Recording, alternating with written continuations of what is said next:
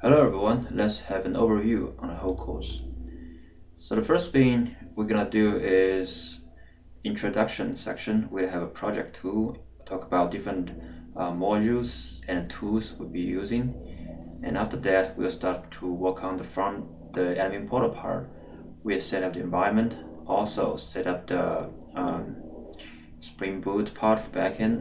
We'll add domain models for our backend and Spring Security to the backend resources, and also database. And then we're gonna develop the login components and the functions. And after that, we'll add more functionalities to our admin portal. Specifically, we're gonna add different components within our book, and we're gonna add more domain models. We're gonna eventually finish up the admin portal functions. So this involves both the Angular 2 part, the front end part, and the backend part. And then after that, we're gonna talk about storefront. We're gonna start to work on it. Similarly, we're gonna set up the environment for Angular 2, the front end part, and we're gonna add different components in the front end and the back end as well. Specifically, it would be navigation bar, some of the My accounts, user information. In the second part of our storefront, we're gonna add user payment and user shipping to our project.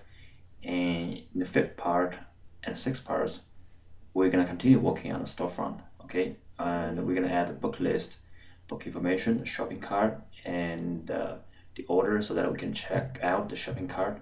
Also, some of the search buttons, search functionalities. So that's a very brief, high-level overview about the different sections. So basically, we're gonna talk about, logistic stuff first, and then we'll start to work on an admin portal. Meanwhile, we're gonna build up the components in the backend as well.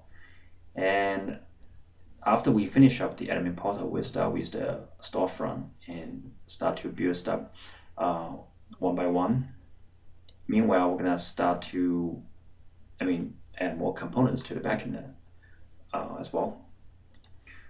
Okay, so that's pretty much for the overview.